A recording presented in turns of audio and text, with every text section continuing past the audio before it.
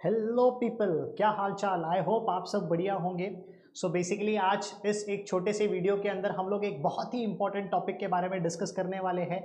ये concept basically आपके Indian contract act का एक हिस्सा है।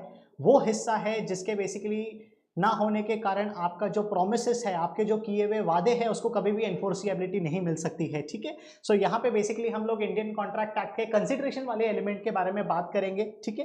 कंसिडरेशन की अगर मैं आपके साथ बात करता हूं तो कंसिडरेशन के अंदर जितनी भी चीजें हैं, ये सारी की सारी चीजें हम लोग यहाँ पे डिस्कस कर देंगे, सो दैट इस एक वीडियो के अंदर आपको सारी की सारी चीजों के अंदर क्लैरिटी आ जाए कि कंसिडरेशन क्या होता है, कंसिडरेशन के बारे में ऐसे कौन से इंपॉर्टेंट रूल्स है जो कि फॉलो करना चाहिए, एंड क्या हमारा बिना कंसिडरेशन के कभी कोई कॉन्ट्रैक्ट बन सकता है कि नहीं बन सकता है, अगर बन सकता है तो वो कौन से टाइप्स ऑफ कॉन्ट्रैक्ट है। तो इस छोटे से वीडियो के अंदर, जो कि हार्डली 20 से 25 मिनट का हमारा ड्यूरेशन रहेगा, और इस ड्यूरेशन के अंदर हम लोग कंसिडरेशन के बारे में सारी की सारी चीजें क्लैरिटी ला लेंगे। ठीक है। सो शुरुआत से शुरू करते हैं। सबसे पहले तो हम लोग ये समझेंगे कि कंसिडरेशन क्या होता है। उसके बाद जैसे जैसे हम लोग आगे बढ़ेंगे सीक्वेंस में, हम लोग एक एक करके लीगल रूल्स के बारे में डिस्कस करेंगे, एंड डेफिनेटली यहाँ पे वो केस स्टडीज का भी रेफरेंस देखेंगे जो बेसिकली आपके एग्जाम के परस्पेक्टिव से बहुत ज्यादा इंपॉर्टेंट है, जिसका एग्जाम में कोट होना भी बहुत ज्यादा जरूरी है। ठीक है। तीसरी वाले पार्ट के अंदर हम लोग यहाँ पे ये एक एलिमेंट देखेंगे जहां पे ऐसा कहा जाता है, सेक्शन 25 का जनरल रूल बात करता है कि बिना कंसिडरेशन के कॉन्ट्रैक्ट कभी हो ही नहीं सकता है।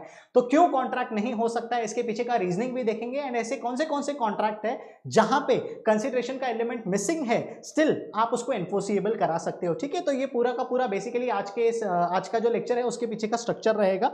शुरुआत से शुरू करते हैं, कंसिडरेशन है क्या। अगर मैं आपके साथ एकदम बेसिक से बेसिक टर्म्स में बात करता हूं, कंसिडरेशन का मतलब यहां पे क्या होता है, that is something in return. एक एग्जांपल के तौर पे अगर मैं आपके साथ बात करता हूं, मान के चलते हैं आप कोई भी शॉप के पास जाते हो, शॉप के पास जाओ, शोरूम के पास जाओ, कोई भी मॉल में जाओ, अगर आप वहां से कोई भी चीज परचेस करके लेके आते हो, तो डेफिनेटली आपको वो चीज के बदले में कोई ना कोई चीज तो देनी पड़ती है। एक एग्जाम्पल के तौर पर अगर मैं आपके साथ बात करता हूं, इमेजिन अ सिचुएशन, आप मोबाइल फोन के पास गए, मोबाइल फोन वाले के पास गए, आपने वहां से ये मोबाइल फोन परचेस किया है। तो जैसे ही आपने ये मोबाइल फोन परचेस किया, इसके बदले में जो भी मनी एलिमेंट है ये आपको सामने वाले बंदे को देना पड़ेगा, क्योंकि यहां पे दोनों तरफ से कुछ ना कुछ तो रिटर्न होना चाहिए, क्योंकि जब तक दोनों तरफ से यहां पे कुछ ना कुछ तो रिटर्न नहीं होगा, तब तक बेसिकली उसको लॉ का सपोर्ट नहीं मिलेगा, तब तक बेसिकली उस चीज को कॉन्ट्रैक्ट नहीं बोला जाएगा, ट्रांजैक्शन नहीं बोला जाएगा। ये एक चीज अपने दिमाग के अंदर अपने को क्लियर बिठा के चलनी चाहिए। ठीक है।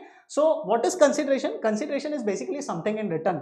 अब सवाल पैदा होता है कि सर ये समथिंग इन रिटर्न क्या हो सकता है। तो आपके समझने के लिए यहां पे मैंने बेसिक सा क्लासिफिकेशन बना के रखा है, जहां पे कंसिडरेशन के अंदर पैसा भी आ जाता है, कंसिडरेशन के अंदर गुड्स भी आ जाते हैं, कंसिडरेशन के अंदर सर्विसेज भी आ जाती है, कंसिडरेशन के अंदर यहां पे कोई ना कोई तो प्रॉमिस भी आती है।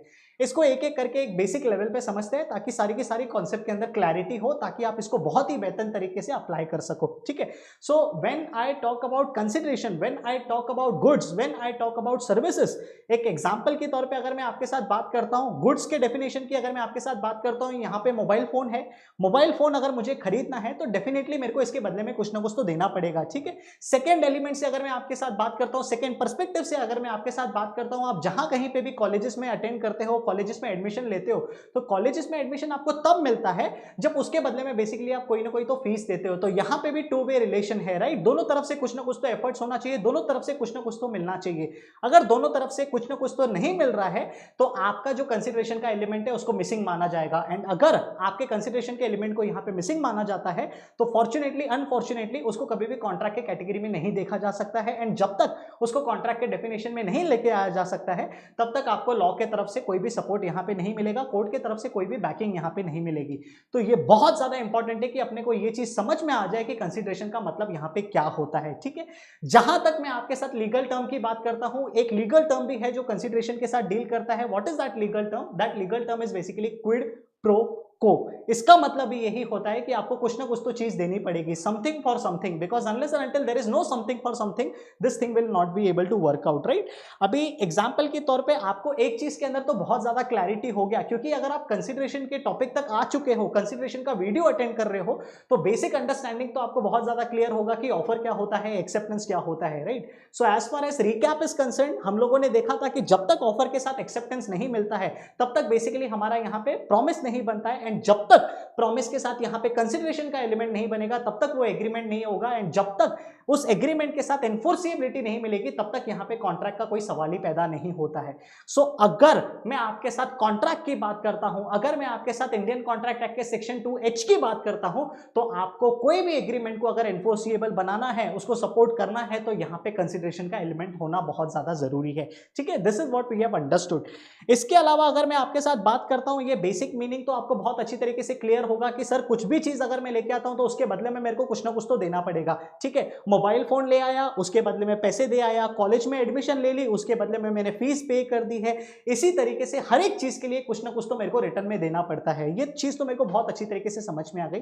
थोड़ा सा आप इसको लीगल पर्सपेक्टिव से देखते हैं। लीगल पर्सपेक्टिव से अगर मैं आपके साथ बात करता हूं तो यहां पे सेक्शन 2 सबसेक्शन डी है जो बेसिकली कंसीडरेशन के बारे में बात करता है। ठीक है, सेक्शन 2 सबसेक्शन डी किसके बारे में है?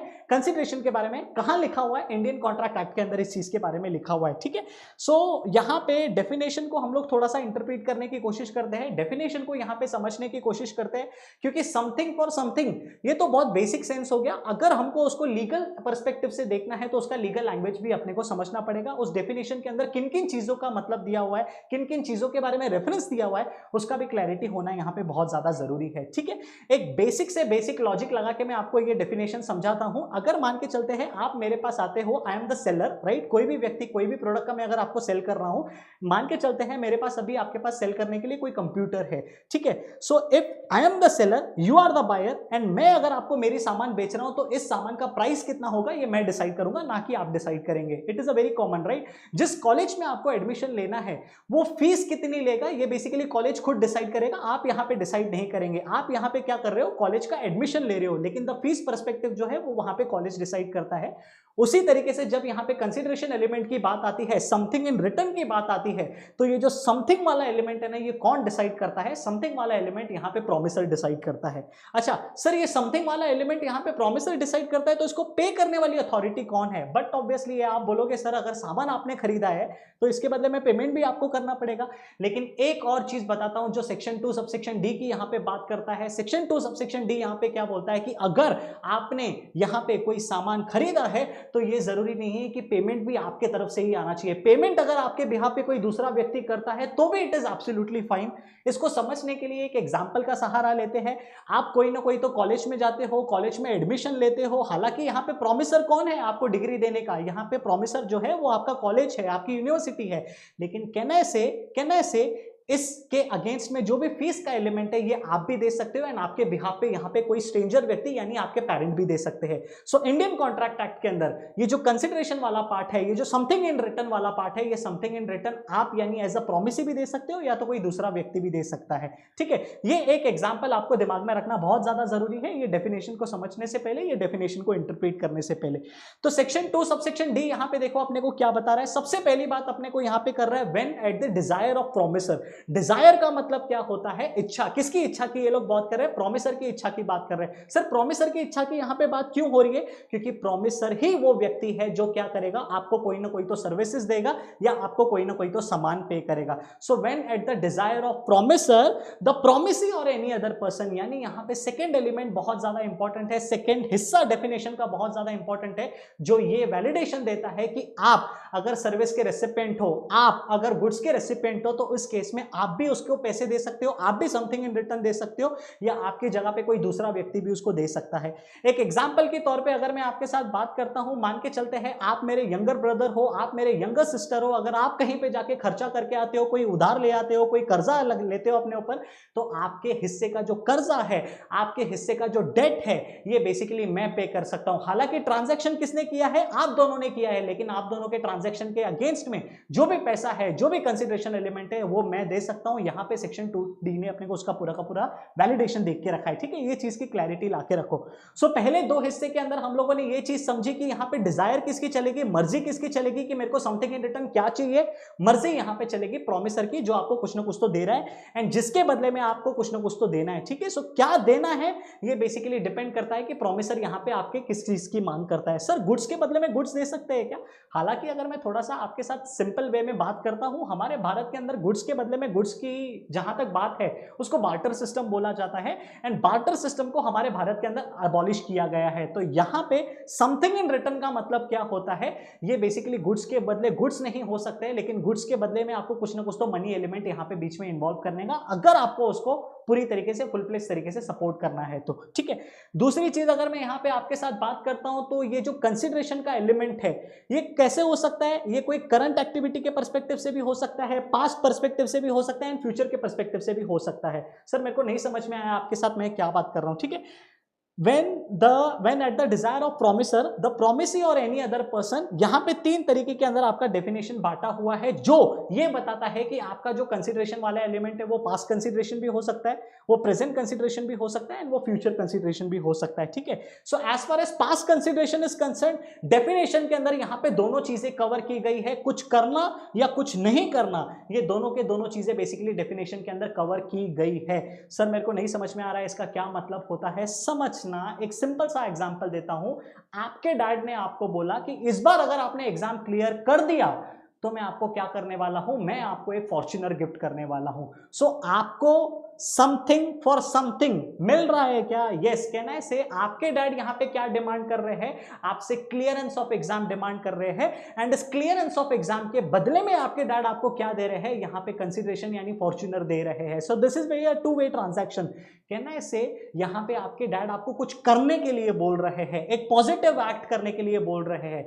दूसरा ऐसा भी ये भी हो सकता है कि आपके डैड ने अगर आपको बोला कि अगर आपने यहां पे एग्जाम्स क्लियर नहीं किए हैं तो आपसे मैंने जो भी प्रोमिस किया था फॉर्च्यूनर वाली, वो फॉर्च्यूनर मैं आपको नहीं लेके देने वाला हूं। एब्सटेंस फ्रॉम डूइंग यानी कुछ करना है तो भी वो कंसिडरेशन के डेफिनेशन के अंदर इंक्लूडेड है, कुछ नहीं करना है वो भी बेसिकली कंसिडरेशन के एलिमेंट के अंदर इंक्लूडेड है। इसकी एक क्लैरिटी आपके दिमाग के अंदर होनी चाहिए। ठीक है, सो when I am talking about past activity, यहां पे जो पास्ट एक्टिविटी आपने किया है या आपने प्रॉमिस किया है कि मैं नहीं करूंगा वो भी कवर्ड है।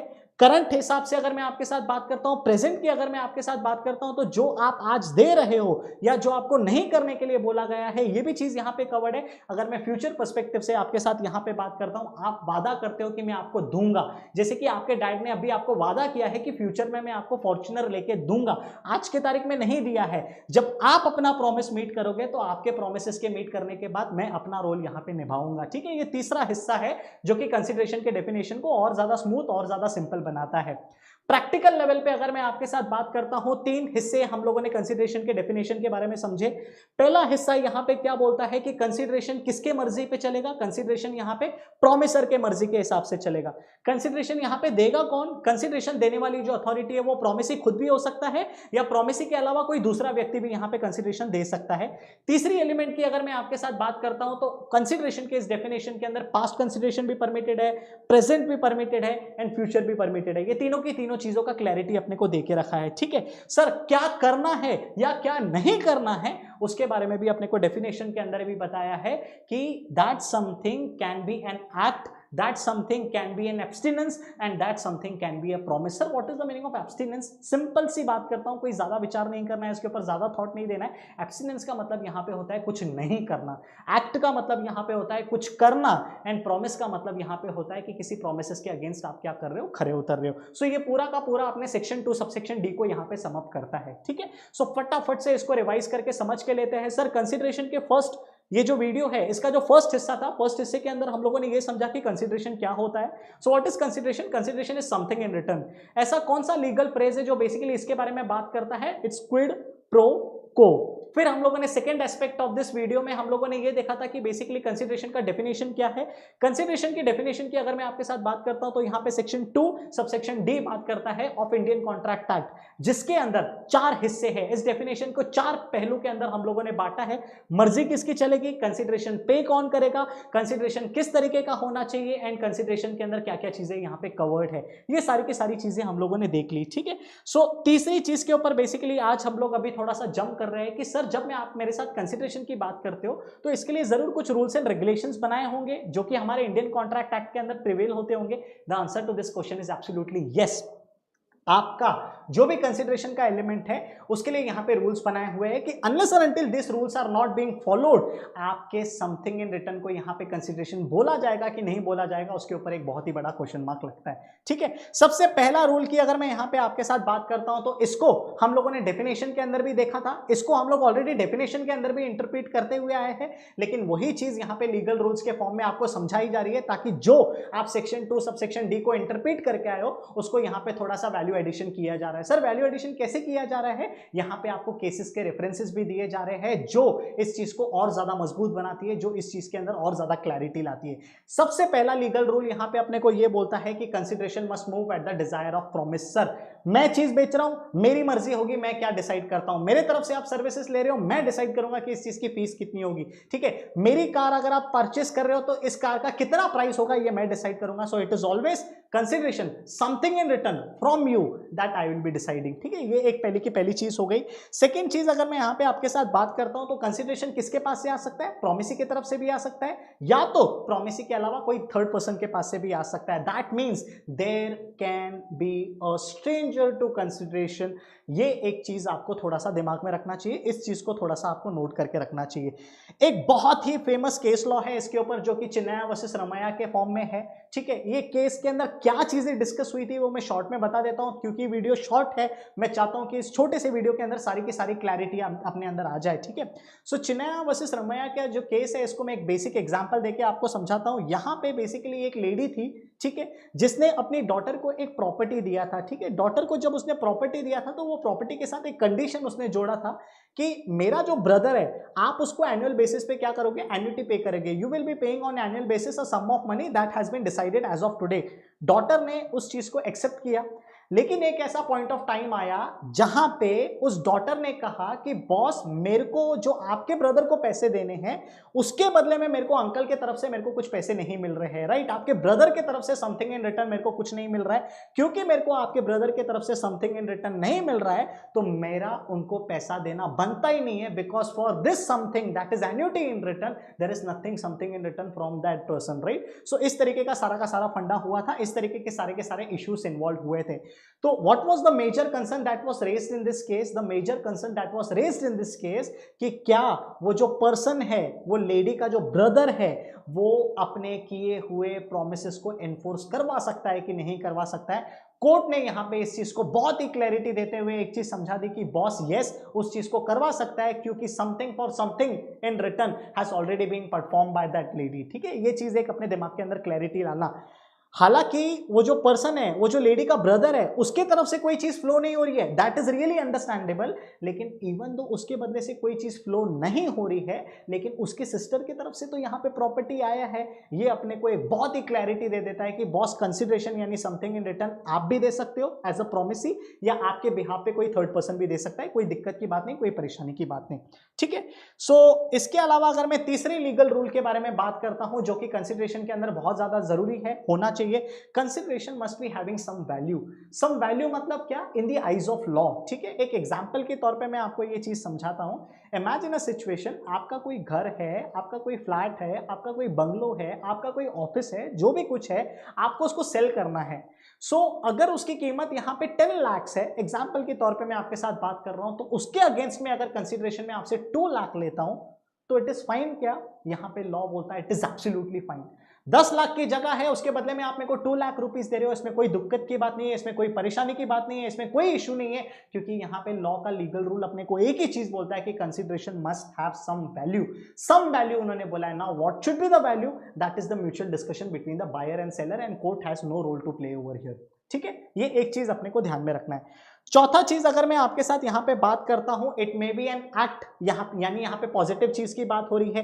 एब्स्टिनेंस यानी कुछ चीज को नहीं करना भी एक तरीके का समथिंग इन रिटर्न है, या तो फिर आपको यहाँ पे प्रॉमिस के बदले में प्रॉमिस देना होता है। ठीक है, ये भी चीज यहाँ पे कवर है लीगल रूल के अंदर। अच्छा, it can be past, present, future, ये हम लोग डेफिनेशन के टाइम पे भी हम लोगों ने डिस्कस किया। कंसिडरेशन यानी समथिंग इन रिटर्न को अनलॉफुल नहीं होना चाहिए, इमोरल नहीं होना चाहिए, and oppose to public policy नहीं होना चाहिए। सर ये unlawful, immoral, oppose to public policy का मतलब क्या होता है? समझना मेरी बात ध्यान से, थोड़ा सा इसको आपको मैं स्टूडेंट पर्सपेक्टिव से समझाता हूं। इमेजिन अ सिचुएशन जहां पे यू हैव अ थॉट कि यार मेरे को कोई ना कोई तो पेपर चाहिए, कौन से पेपर की यहाँ पे बात कर रहा हूँ? वो पेपर जिसका एग्जाम अभी 5 दिन के बाद होने वाला है, 10 दिन के बाद होने वाला है। तो वो पेपर जिसका एग्जाम 10 दिन के बाद होने वाला है, उसका पेपर अगर आपने आज ही अपने कस्टडी में ले लिया एंड उसके बदले में आपने उसको 10,000 रुपीज दिए, 50,000 रुपीज दिए, sir something in for something हो गया ना। यहाँ पे मेरे को पेपर मिला और इस पेपर के बदले में मैंने उसको पैसे दे दिए, there is something for something. यहाँ पे लॉ बोलता है कि जो समथिंग फॉर समथिंग है ना, वो अपोज टू पब्लिक पॉलिसी नहीं होना चाहिए। यहाँ पे आप पेपर लीक कर रहे हो, अनलॉफुल एक्टिविटी कर रहे हो, ऐसी एक्टिविटी कर रहे हो which is oppose to public policy, तो ये आपके कंसिडरेशन के डेफिनेशन के अंदर कवर नहीं होगा। ठीक है, अगर ये आपके कंसिडरेशन के डेफिनेशन के अंदर कवर नहीं होगा तो आपको एनफोर्सिएबिलिटी मिलने की कोई पॉसिबिलिटी ही नहीं है। समझ में आ रहा है क्या मैं आपके साथ क्या बात कर रहा हूं? I hope everything is getting cleared. सबसे पहले फटाफट से हम लोगों ने किसके बारे में डिस्कस किया था? हम लोगों ने कंसिडरेशन के मीनिंग के बारे में समझा। जैसे जैसे हम लोग आगे गए, हम लोगों ने कंसिडरेशन के डेफिनेशन को इंटरप्रेट किया, और जैसे जैसे हम लोग आगे गए, हम लोग इस कंसिडरेशन से रिलेटेड कुछ एसेंशियल रूल्स के बारे में पढ़ा। ये वही रूल्स है जो हम लोगों ने इंटरप्रिटेशन करते टाइम देखी थी। ठीक है, तो ये 3 पहलू तो अपन ने समझ लिया। आज हम लोग कंसिडरेशन के लेक्चर का एक चौथा पहलू समझते हैं, एक चौथा एस्पेक्ट समझते हैं, जो कि बहुत इंपॉर्टेंट है। ये कॉन्सेप्ट अपने को क्या बोलता है, ये सेक्शन अपने को क्या बोलता है, ये जनरल रूल अपने को क्या बोलता है कि अगर आपके कॉन्ट्रैक्ट के अंदर कंसिडरेशन का एलिमेंट मिसिंग है तो आपका जो भी डील है उसको आप कॉन्ट्रैक्ट के डेफिनेशन के अंदर नहीं ला सकते हो। एक बात समझना, अगर वो चीज कॉन्ट्रैक्ट के डेफिनेशन के अंदर नहीं आती है तो जितने भी राइट्स है जो आपको, जितने भी रेमेडीज है जो आपको इंडियन कॉन्ट्रैक्ट एक्ट के तहत मिलने वाले थे, वो नहीं मिलेंगे। ठीक है, अच्छा सर ऐसे कौन सी चीजें हैं? सो इसके लिए बेसिकली एक टर्म है जिसको लीगल फ्रेज में बोला जाता है एक्स नूडो पैक्टो। नूडो पैक्टो का यहां पे मतलब क्या होता है? पैक्टो इज एग्रीमेंट। कौन सा एग्रीमेंट? वो एग्रीमेंट जिसके अगेंस्ट में आप कुछ भी नहीं दे रहे हो। तो the statement is very much clear कि अगर आपने समथिंग इन रिटर्न नहीं दिया तो आपका जो भी एग्रीमेंट है दैट इज वॉइड, उसको लॉ का कोई सपोर्ट नहीं मिलेगा। एंड लॉ का अगर कोई सपोर्ट नहीं मिलता है तो आप उसके अगेंस्ट में कोई रेमेडी भी नहीं क्लेम कर सकते हो और ना ही कोई राइट्स ले सकते हो। ठीक है, एक्स नूडो पैक्टो नॉन ऑल्टर एक्शन। ठीक है, ये एक ध्यान में रखना। इस जनरल रूल के यहाँ पे एक्सेप्शंस भी है। क्या क्या एक्सेप्शंस है, एक एक करके हम लोग सारे के सारे एक्सेप्शंस को समझते हैं एंड क्यों एक्सेप्शंस दिए गए हैं उसके बारे में भी क्लैरिटी ले लेते हैं। सबसे पहले एक्सेप्शन की यहाँ पे बात कर रहे हैं natural love and affection. Sir मेरे को एक सिंपल सी बात बताओ, हम लोग इतने फास्ट चीजें क्यों जारी है? बेसिकली ये जो वीडियोस बनाने के पीछे का बेसिक पर्पस है, बेसिक इंटेंशन है, वो यही है कि आप शॉर्ट ड्यूरेशन के अंदर पूरे के पूरे कॉन्सेप्ट के अंदर क्लैरिटी ला लो। ठीक है, बट ऑब्वियस है रेगुलर लेक्चर्स में अगर आप इस चीज को देखते हो तो बहुत ही ज्यादा एलैबोरेटिव वे में होता है, बहुत ही ज्यादा डिटेल्ड मैनर में होता है एंड जितनी स्पीड की जरूरत होती है उतनी स्पीड के हिसाब से चीजें आगे लेके जाती है। ठीक है, लेकिन यहाँ पे अपने को कॉन्सेप्ट क्लैरिटी करना है, रिविजन करना है, तो उसके लिए ये वीडियो बेस्ट है, उसके लिए ये स्पीड बेस्ट है। ठीक है, सो क्या क्या एक्सेप्शंस है? रूल क्या है? रूल सेक्शन 25 के अंदर लिखा हुआ है। रूल क्या बोलता है? If there is no consideration there is no contract. लेकिन no consideration is equals to no contract, इसके भी कुछ एक्सेप्शंस है। एक्सेप्शंस का मतलब यहाँ पे क्या है? मतलब मैं जो अभी चीजें आपके साथ डिस्कस कर रहा हूं इसके अंदर अगर कंसिडरेशन का एलिमेंट नहीं भी है ना तो भी आपके कॉन्ट्रैक्ट को एनफोर्सिएबिलिटी मिलेगी, लॉ का सपोर्ट मिलेगा। आप कॉन्ट्रैक्ट एक्ट के जो भी रेमेडीज है, जो भी राइट्स है, आप उसको बेहतरीन तरीके से क्लेम कर सकते हो, कहीं पे दिक्कत नहीं आएगी, कहीं पे परेशानी नहीं आएगी। ठीक है सर, कौन से एक्सेप्शन है? सबसे पहला एक्सेप्शन यहाँ पे ये लोग अपने साथ बात कर रहे हैं नेचुरल लव एंड अफेक्शन। अब जब लव की बात आती है तो I understand what you are thinking, लेकिन आपके थिंकिंग को थोड़ा सा मेरे को लीगल लैंग्वेज में डाइवर्ट करना बहुत ज्यादा जरूरी है। नेचुरल लव एंड अफेक्शन की अगर मैं आपके साथ बात करता हूं, यानी क्या एक फादर या एक मदर अपने बेटे या बेटी को कोई चीज दे सकते हैं क्या जिसके बदले में उसका बेटा या बेटी उनको कुछ नहीं दे रहा है? लॉ यहाँ पे बोल रहा है एब्सोल्युटली यस। सर इसका एक एग्जांपल बता सकते हो क्या? इमेजिन अ सिचुएशन जहां पे आपके ग्रैंडफादर ने आपको कोई प्रॉपर्टी गिफ्ट की है। सो हालांकि जनरल रूल क्या बोलता है कि जब तक कंसिडरेशन का एलिमेंट मिसिंग होगा तब तक बेसिकली उसको कॉन्ट्रैक्ट नहीं बोला जाएगा, एंड जब तक उसको कॉन्ट्रैक्ट नहीं बोला जाएगा तब तक उसको एनफोर्सिएबिलिटी नहीं मिलेगी। तो क्या आपके ग्रैंडफादर के तरफ से जो प्रॉपर्टी आपको गिफ्ट के तौर पे मिली है क्या वो सही नहीं माना जाएगा? क्या उसको वैलिड नहीं माना जाएगा? तो ये सेक्शन 25 जनरल रूल का सबसे पहला एक्सेप्शन है कि अगर नेचुरल लव एंड अफेक्शन के जरिए किसी चीज का यहाँ पे क्या हो रहा है, ट्रांजैक्शन हो रहा है, तो उस ट्रांजैक्शन को पूरी की पूरी एनफोर्सिएबिलिटी मिलेगी। लेकिन जब बात यहाँ पे नेचुरल लव की आ जाती है, अफेक्शन की बात आती है, it is very unfortunate to say that कहीं पे भी एक्ट में ये डिफाइन नहीं है कि नेचुरल लव एंड अफेक्शन क्या है। इन्होंने 4 कंडीशंस बताई है कि ये 4 कंडीशंस आपको फॉलो करना है। अगर ये 4 कंडीशंस को आप फॉलो करते हो तो ये एग्जम्पशन का आप सहारा ले सकते हो, एंड ये एग्जम्पशन का सहारा लेके आप अपने कॉन्ट्रैक्ट को बेहतरीन तरीके से एनफोर्स कर सकते हो। सर वो कौन सी 4 कंडीशन है? फर्स्ट, आपने जो भी आपस में डीलिंग की है, जो भी आपस में ट्रांजैक्शन किया है, वो राइटिंग में होना चाहिए, क्योंकि अगर वो चीज राइटिंग में नहीं है तो उसको ऑन रिकॉर्ड पे नहीं लिया जा सकता है। नंबर 2, जो भी चीज लिखी हुई है उसको रजिस्टर्ड करना है, ठीक है। नंबर 3, आप जिसको गिफ्ट दे रहे हो ना, वो नियर रिलेशन होना चाहिए। अब आपके दिमाग में क्या चल रहा है वो मैं बहुत अच्छी तरीके से जानता हूं। सर क्या मैं मेरे पड़ोसी को गिफ्ट दूंगा तो can I take exemption of this section 25 का सबसे पहला जो रूल है? The answer to this question is absolutely no. Near relation का मतलब यहां पे क्या होता है? It is very unfortunate to say कि इंडियन कॉन्ट्रैक्ट एक्ट में इस चीज के बारे में भी कहीं पे रेफरेंस नहीं दिया हुआ है। हालांकि केस स्टडीज है, जजमेंट्स है कोर्ट के, लेकिन उसकी बात अपन यहां पे नहीं कर रहे हैं। When it comes to who will come in near relation and who will not, ये पूरा का पूरा कोर्ट के डिस्क्रिप्शन के ऊपर है, ठीक है। सो पहला रूल यहां पे ये बोलता है कि आपका जो भी ट्रांजैक्शन है, जो भी आपने अपने प्रोमिसेस किए एक दूसरे को, वो राइटिंग में होनी चाहिए, वो रजिस्टर्ड होनी चाहिए, नियर रिलेशन के साथ आपको ये ट्रांजैक्शन करना है, एंड लव एंड अफेक्शन का यहाँ पे प्रेजेंस होना बहुत ज्यादा जरूरी है। अगर लव एंड अफेक्शन का यहाँ पे प्रेजेंस नहीं है तो अनफॉर्चुनेटली जो भी प्रोमिसेस आपने यहाँ पे की है उस प्रोमिसेस को कोई भी सपोर्ट नहीं मिलेगा। ये क्लैरिटी एक बना के चलना। इससे related basically 2 important case law है जो आपको एग्जाम पर्सपेक्टिव से ध्यान में रखना चाहिए। सबसे पहला केस लॉ यहाँ पे किसका है? वेंकट स्वामी वर्सेस रंगास्वामी। यहाँ पे एक बड़े भाई ने अगर छोटे भाई का कर्जा उतारा है तो इस चीज को आप एनफोर्स कर सकते हो। Brothers are near relation, yes. अगर इस चीज को आपने राइटिंग वे में किया है, इसको रजिस्टर किया है, नियर रिलेशन तो है। एंड आपस में अगर प्यार है और उस प्यार के चलते हुए आपने अपने छोटे भाई का डेट पे किया है तो यहां पे कोर्ट बोलता है कोई दिक्कत की बात नहीं, कोई परेशानी की बात नहीं। इवन दो अभी कर्जा लिया किसने था? छोटे ब्रदर ने। कर्जा दिया किसने था? जो भी लेंडर होगा। लेकिन लेंडर और छोटे ब्रदर के बीच में यहाँ पे बड़े भाई का तो कोई रोल ही नहीं है, तो भी क्या बड़ा भाई यहाँ पे स्ट्रेंजर बन के उस लेंडर को पैसे चुका सकता है क्या? The answer to this question is absolutely yes. Writing में होना चाहिए, रजिस्टर्ड में होना चाहिए, लव अफेक्शन तो है, और उसके अलावा जो भी मैं आपके साथ बात कर रहा हूं ये नियर रिलेशन में होना चाहिए। ये बेसिकली इस केस के अंदर डिसाइड हुआ है। सेकेंड इंपॉर्टेंट केस यहाँ पे जो है that is Rajlakshmi versus Bhutnath. इस केस के अंदर यहाँ पे हस्बैंड एंड वाइफ जो थे वो आपस में टॉकिंग टर्म्स में नहीं थे। हस्बैंड एंड वाइफ अगर आपस में टॉकिंग टर्म्स में नहीं है और हस्बैंड ने प्रॉमिस किया था कि मैं आपको यहाँ पे मेंटेनेंस देने के लिए तैयार हूं, आपके रहने का ख्याल रखूंगा, आपके खाने पीने का ख्याल रखूंगा, क्या इस केस में हम लोग इस सेक्शन का, इस एग्जम्पशन का सहारा ले सकते हैं क्या? तो कोर्ट ने यहाँ पे ये डिसाइड किया था कि 4 चीजें हैं जो होनी चाहिए। आपने चीजें राइटिंग में रखी है, एक्सेप्टेड। आपने जो भी चीजें की है वो नियर रिलेशन के साथ की है, एक्सेप्टेड। आपने जो भी प्रोमिसेस यहाँ पे किया हुआ है, ठीक है, उसको रजिस्टर्ड किया है, एक्सेप्टेड। लेकिन हस्बैंड एंड वाइफ के बीच में यहाँ पे नेचुरल लव एंड अफेक्शन नहीं है। जो इंसान टॉकिंग टर्म्स में नहीं है तो आप लव एंड अफेक्शन का यहाँ पे एग्जम्पशन किस तरीके से ले सकते हो, ठीक है। ये एक इंपॉर्टेंट चीज है।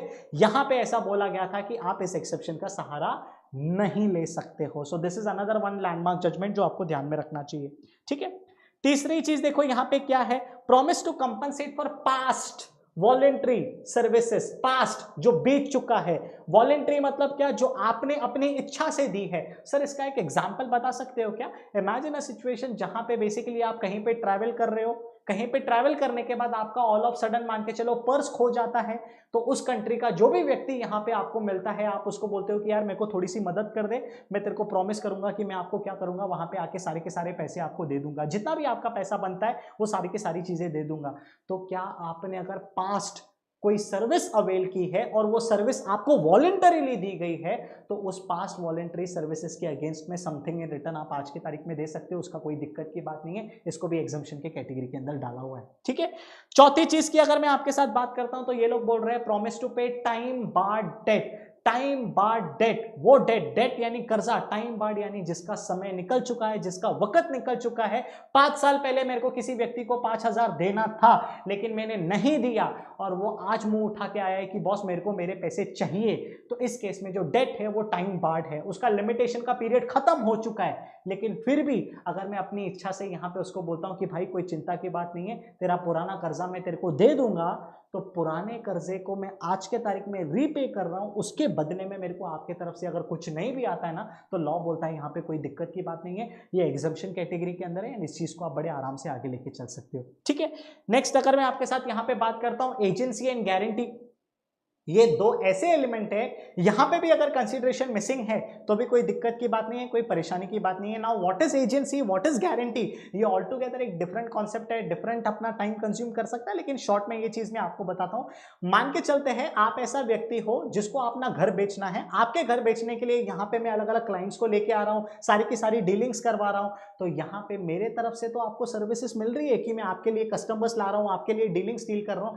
लेकिन आपके तरफ से अगर मेरे को यहां पे समथिंग इन रिटर्न नहीं आता है ना, तो लॉ बोलता है सेक्शन 25 के एक्सेप्शन के अंदर बहुत अच्छी तरीके से ये चीज बैठती है, क्योंकि एजेंसी के कॉन्ट्रैक्ट के अंदर यहां पे कंसीडरेशन एलिमेंट नहीं भी रहेगा ना, तो भी आपका कॉन्ट्रैक्ट वैलिड है, कोई दिक्कत की बात नहीं, कोई परेशानी की बात नहीं। ठीक है, गारंटी इट्स लाइक आप करो, अगर आप अपने सही समय पे नहीं रुक पाओगे तो आपका काम जो भी है वो मैं कर लूंगा। सो आपका काम अगर आपने फेल कर दिया करने में तो वो मैं करूंगा, इस चीज के बदले में भी बेसिकली मैं तो अपना रोल परफॉर्म कर रहा हूं, लेकिन आपके तरफ से मेरे को कुछ नहीं आ रहा है। तो ये एक्सेप्शन अपने को बोलता है कि अगर आपका गारंटी का भी कॉन्ट्रैक्ट है तो भी कोई दिक्कत की बात नहीं, कोई परेशानी की बात नहीं, आप बिना कंसिडरेशन के आगे बढ़ सकते हो, there is no doubt in it. ठीक है, अच्छा next is completed gift. Gift के बारे में अपन ऑलरेडी फर्स्ट जब डिस्कस कर रहे थे तब अपन ने डिस्कस किया। Last is charity. चैरिटी का मतलब क्या होता है, दान धर्म करने की यहाँ पे बात हो रही है। एक बहुत ही इंपॉर्टेंट केस लॉ है जिसका रेफरेंस यहाँ पे आपको पता होना चाहिए, that is Kedarnath versus Gauri Mohammad. समझने के लिए अगर मैं ये सारी की सारी क्लैरिटी देता हूं, मान के चलते यहाँ पे केदारनाथ नाम का बेसिकली एक व्यक्ति था जिसको टाउन हॉल बनाना था, एंड टाउन हॉल बनाने के लिए उसने क्या किया, लोगों से सब्सक्रिप्शन इनवाइट किया कि बॉस अगर आप मेरे को पैसे दोगे, सब्सक्रिप्शन दोगे, चैरिटी पर्पस के लिए पैसे दोगे, तो हम लोग क्या करेंगे, उस टाउन हॉल को कंस्ट्रक्ट करेंगे जिसका हम सब लोग बेनिफिट ले सकते हैं। पहले यहां पे गौरी मोहम्मद ने उस चीज को अग्री किया कि मैं आपको सब्सक्राइब करती हूं, कि मैं आपको जो भी प्रॉमिस कर रही हूं वो पैसे मैं आपको दूंगी, लेकिन लेटर स्टेज पे यहां पे गौरी मोहम्मद डिनाई करती है ये बोल के कि मेरी तरफ से आपको पैसा आ रहा है लेकिन आपके तरफ से मेरे को कुछ नहीं आ रहा है। सो क्योंकि यहां पे आपके तरफ से something in return is missing, तो सेक्शन 25 के तरफ से no consideration is equal to no contract. लेकिन यहां पे कोर्ट ने डिसाइड किया कि चैरिटेबल पर्पस अगर है तो आप जो दे रहे हो, सोशल काम कर रहे हो, दान धर्म दे रहे हो, उसके बदले में आपको अगर कुछ नहीं भी मिलता है तो भी कोई दिक्कत की बात नहीं, कोई परेशानी की बात नहीं। This is also well with in the exemption of section 25। ठीक है, ये सारी की सारी चीजें अपन ने डिस्कस किया। तो आज का जो हम लोगों ने ये शॉर्ट वीडियो बनाया है, इस वीडियो के अंदर हम लोगों ने कोशिश की है कि पूरे के पूरे कंसीडरेशन के बारे में बेहतरीन तरीके से समझ ले। इस वीडियो को हम लोगों ने 4 हिस्सों के अंदर बांटा, 4 कैटेगरीज के अंदर बांटा, उसको समझने के पर्सपेक्टिव से। सबसे पहले क्लैरिटी हम लोगों ने ये ले ली कि कंसीडरेशन क्या होता है। दूसरी क्लैरिटी हम लोगों ने ये ली कि कंसीडरेशन लॉ के अंदर अगर मैं आपके साथ बात करता हूं तो वो क्या बोलता है, सेक्शन 2 सबसेक्शन डी के बारे में हम लोगों ने थोड़ी सी चीजें पढ़ी। सेक्शन 2 सबसेक्शन डी का जो लीगल इंटरप्रिटेशन निकलता है, उसके जो लीगल रूल्स है उसके बारे में हम लोगों ने सारी की सारी क्लैरिटी देखी, एंड हम लोगों ने एक बहुत ही इंपॉर्टेंट सेक्शन के बारे में रेफरेंस दिया जो कि सेक्शन 25 है, जो कि जनरल रूल के फॉर्म में है, जो अपने को ये बोलता है कि no consideration is equals to no contract. लेकिन उसके 7 एक्सेप्शंस है। ये 7 एक्सेप्शंस में ये 7 अगर ट्रांजैक्शन में अगर कोई कंसिडरेशन का एलिमेंट नहीं है या कंसिडरेशन का एलिमेंट मिसिंग है तो भी आपका कॉन्ट्रैक्ट एनफोर्सिएबल हो सकता है। तो this is how we have basically understood all about consideration. ठीक है, सो इस तरीके के अगर आपको शॉर्ट इंफॉर्मेटिव लर्निंग अगर वीडियोस पसंद आते हैं तो आप जल्दी से यस एकेडमी फॉर सीएमए के चैनल को सब्सक्राइब करो, वीडियो को लाइक करो और जितना हो सकता है इस चीजों को शेयर करो ताकि हम इस तरीके से वीडियोस और आपके लिए बना के लेके आए। ठीक है, चलो मिलते हैं, थैंक यू सो मच।